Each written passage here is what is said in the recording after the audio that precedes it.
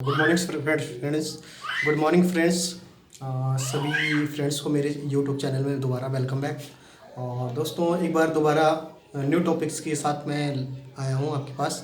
ठीक है दोस्तों, तो डियर स्टूडेंट्स, आज का टॉपिक्स बहुत इम्पोर्टेंस होने वाला और बहुत अच्छा टॉपिक्स है। और यहाँ से भी जो टॉपिक्स मैं बताने जा रहा हूँ, चैप्टर नंबर 1, 10th क्लास का चैप्टर नंबर 1 साइंस सब्जेक्ट का है, जिसका नाम है रासायनिक अपक्रिया एवं समीकरण। ठीक है, केमिकल इक्वेशन एंड रिएक्शन।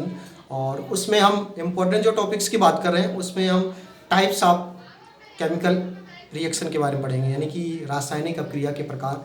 तो रासायनिक अपक्रिया में आपको मोस्टली 5 टाइप्स के आपने पढ़ा होगा, 5 टाइप्स के, लेकिन जिसमें मैं आपको फर्स्ट 2 टाइप्स के एक्सप्लेन करूँगा, क्योंकि यूट्यूब की वीडियो जो है काफ़ी लंबी हो जाएगी, तो इसलिए ज़्यादा लंबी वीडियो नहीं बना पा रहा हूँ मैं। ठीक है, तो मैं आपको 2 टॉपिक्स के बारे में, 2 types of chemical equation reaction के 2 टाइप्स को मैं एक्सप्लेन करूँगा। ठीक है दोस्तों, तो इम्पोर्टेंट वीडियो और बहुत अच्छा इम्पोर्टेंट यहाँ से क्वेश्चन आने वाला, 100% क्वेश्चन यहाँ से आते हैं। ठीक है, आप लगातार 5 साल के जो सेट को CBSE के आप उठा के देख सकते हो, यहाँ से ज़रूर क्वेश्चन आए हैं, चाहे एग्जाम्पल्स के साथ आए हुए हैं, चाहे किसी को एक्सप्लेन करना है, किसी 2 इक्वेशन के साथ कंपाइल करना है। ठीक है, बहुत इम्पोर्टेंट है, टॉपिक्स है, तो इसलिए आप ज़रूर इस वीडियो को देखना और पूरी तरीके से कई बार वॉच करना। ठीक है, और अच्छा लगेगा तो कमेंट्स जरूर करना दोस्तों। ठीक है, और सब्सक्राइब जरूर करना चैनल को। तो बिना रुके हुए स्टार्ट करते हैं।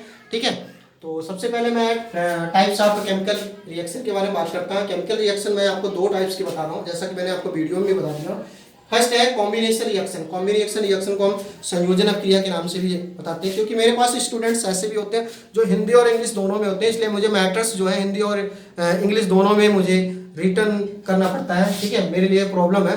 तो पहला टाइप है कॉम्बिनेशन रिएक्शन, इट मीन संयोजन अपक्रिया। दूसरा हमारे पास है decombination reaction, decomposition reaction. It means इसके 2 नाम है हिंदी में, वियोजन या अपघटन अपक्रिया के नाम से भी जाने जाते हैं। ठीक है, अब हम बात करते हैं इन दोनों के बारे में, डिटेल्स पढ़ेंगे। इन दोनों के बीच में कॉम्बिनेशन क्या है, डिफरेंशिएट क्या है, एग्जांपल के साथ एक्सेट्रा डिफरेंट टाइप्स के हम समझेंगे। तो पहला हम स्टार्ट करते हैं। सबसे पहला हमारे पास है कॉम्बिनेशन रिएक्शन। कॉम्बिनेशन रिएक्शन मतलब संयोजन अपक्रिया, ऐसे अपक्रिया जिसमें 2 या 2 से अधिक रिएक्टेंट मिलकर एकल उत्पाद का निर्माण करते हैं, एकल प्रोडक्ट का निर्माण करते हैं, उसे हम संयोजन अपक्रिया के नाम से भी जाना जाता है। दोबारा एक बार मैं डेफिनेशन का एक्सप्लेन करता हूँ, यानी कि ऐसे रिएक्शन, यानी कि दीज टाइप ऑफ रिएक्शन जिसमें 2 या 2 से अधिक अभिकर्मक यानी कि रिएक्टेंट मिलकर एकल प्रोडक्ट या उत्पाद का निर्माण करते हैं, उसे हम संयोजन अपक्रिया के नाम से जाना जाता है। तो समझते हैं एग्जांपल्स की सहायता से। इस तरीके से मैंने कुछ आपको एग्जांपल्स लिखा है।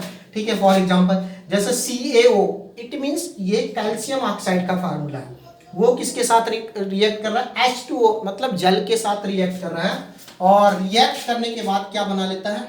CaOH का whole twice, it means calcium hydroxide. दूसरे टर्म में कह सकते हैं कैल्शियम ऑक्साइड जो है वो बिना बुझा हुआ चूना का फार्मूला कॉमन सा नेम है, जबकि कैल्शियम हाइड्रोक्साइड जो है वो बुझा हुआ चूना और प्लस उसके साथ हीट। आप अपने दैनिक जीवन में भी देख सकते हो कि जब हम मार्केट से हम चूने परचेजिंग करके लेके आते हैं, उसमें पानी डालते हैं, पानी इंक्लूड कर रहे हैं, और सनसनाहट या बुदबुदाहट के साथ एक चूने का एक लेप तैयार हो जाता है और उसमें कुछ इस्मा निकलती रहती है। तो मैंने आपको डिफिनीशन में भी बताया है और एग्जाम्पल की सहायता से भी एक्सप्लेन कर रहा हूँ कि कैल्शियम ऑक्साइड किसके साथ रिएक्ट करता है? जल के साथ क्या बना लेता है? Calcium hydroxide. तो उपर्युक्त डिफिनीशन से भी क्लियरफाई करता हूं मैं कि 2 या 2 से अधिक अभिकर्मक, यानी कि ये जो है रिएक्टेंट है, मिलके क्या बनाते हैं? एकल उत्पाद बनाते हैं। तो कैल्शियम हाइड्रोक्साइड एक एकल उत्पाद ही तो बन रहा है। तो इसलिए सबसे बेस्ट एग्जांपल जो है वो किसका है? कॉम्बिनेशन रिएक्शन या संयोग। दूसरा एग्जांपल हम क्या करते हैं? H2 मतलब हाइड्रोजन गैस को किसके साथ? ऑक्सीजन के साथ रिएक्ट करते हैं, तो हमारे पास क्या प्राप्त होता है?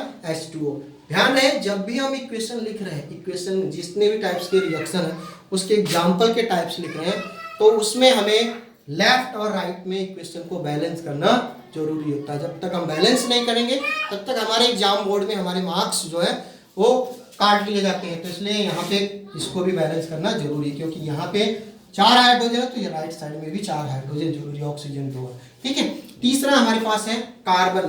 कार्बन क्या है, ऑक्सीजन के साथ रिएक्ट करता है, कार्बन डाइऑक्साइड। यहाँ पर भी 2 अभिकर्मक मिलकर एक एकल उत्पाद का फॉर्मेशन करते हैं।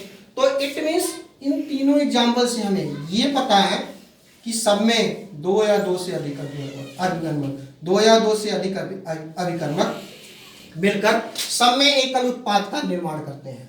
ठीक है, तो इसलिए हम इस अपक्रिया को या इस एग्जाम्पल्स को संयोजन अपक्रिया की एग्जाम्पल कह सकते हैं। ठीक है दोस्तों, तो इसलिए संयोजन अपक्रिया आपने पढ़ा भी होगा। संयोजन अपक्रिया उसको बोलते हैं जिसमें 2 या 2 से अधिक अभिकर्मक एकल नए उत्पाद का निर्माण करते हैं, उसे हम संयोजन। अब हम दूसरा समझते हैं, इसी के सेकंड टाइप्स के रिएक्शन के वियोजन अपक्रिया या डीकंपोजिशन रिएक्शन के नाम से भी जाना जाता है। वियोजन अपक्रिया में क्या कहते हैं कि वियोजन अपक्रिया में दोस्तों जस्ट अपोजिट है। आपने इसमें पढ़ा था कंपोजिशन रिएक्शन में कि 2 या 2 से अधिक अभिकर्मक मिलकर एक नए उत्पाद का निर्माण करते हैं, लेकिन इसमें जस्ट अपोजिट ये है कि कोई एकल अभिकर्मक मिलकर 2 या 2 से अधिक उत्पाद बनाते हैं, तो उसे हम वियोजन अपक्रिया। एक बार दोबारा कह देता हूं कि वियोजन अपक्रिया जो है वो संयोजन अपक्रिया का बिल्कुल जस्ट अपोजिट है। इट मीन्स कहने का मतलब है कि कोई एकल अभिकर्मक मिलकर 2 या 2 से अधिक उत्पाद का निर्माण करता है, तो उसे हम क्या कहते हैं, वियोजन अपक्रिया के नाम से जाना जाता है। फॉर एग्जाम्पल के लिए देखते हैं, जैसे एकल अभिकर्मक क्या है, फेरस सल्फेट रिएक्ट करता है, रिएक्शन करके रिएक्टेंट या उत्पाद के रूप में प्राप्त करता है। हमारे पास क्या है, ferric oxide plus SO2 sulphur dioxide और प्लस SO3 सल्फर ट्राइऑक्साइड का फॉर्मेशन करता है। तो मैंने आपको डिफिनीशन में ही वियोजन अपक्रिया में क्लियर किया था। वियोजन अपक्रिया का दूसरा नाम है अपघटन अपक्रिया के नाम से भी जाना जाता है। इसमें क्या है कि एकल अभिकर्मक मिलकर 2 या 2 से अधिक उत्पाद का निर्माण करते हैं, उसे हम वियोजन अपक्रिया। सेकंड एग्जांपल के साथ समझते हैं, कैल्शियम ऑक्साइड, क्या कैल्शियम हाइड्रोक्साइड है, रिएक्ट करता है कैल्शियम ऑक्साइड कार्बन डाइऑक्साइड का निर्माण। इसमें भी एकल अभिकर्मक जो है रिएक्ट करके 2 या 2 से अधिक क्या बनाता है, उत्पाद के रूप में बनाता है। तो इसलिए ये दोनों जो है बेस्ट एग्जांपल है किसके, डीकंपोजिशन रिएक्शन। अब दोस्तों मैं आपको ये चीज बताना चाहता हूँ कि डियर स्टूडेंट्स कि कॉम्पोजिशन कॉम्बिनेशन रिएक्शन और डीकंपोजिशन रिएक्शन में आपने क्या डिफरेंशिएट सीखा। डिफरेंशिएट ये देखा कि एक रिएक्शन यानी कि कंपोजिशन रिएक्शन और डीकंपोजिशन रिएक्शन एक दूसरे के अपोजिट है। यानी कि कंपोजिशन रिएक्शन में हम क्या करते हैं कि 2 या 2 से अधिक अभिकर्मक को मिला के एक न्यू प्रोडक्ट का निर्माण करते हैं या न्यू उत्पाद का निर्माण करते हैं, जबकि डीकंपोजिशन रिएक्शन में जस्ट इसका अपोजिट है, एकल अभिकर्मक मिलकर 2 या 2 से अधिक रिएक्टेंट का फॉर्मेशन करते हैं। तो दोस्तों इस तरीके से ये आज का बेस्ट टॉपिक था और बहुत इंपॉर्टेंट टॉपिक्स हैं आपके एग्जाम बोर्ड के लिए, मिड टर्म के लिए। ठीक है दोस्तों, तो वो केयरफुली पढ़ना और वीडियो को अच्छा लगेगा तो जरूर सब्सक्राइब करना। Best of luck, thank you.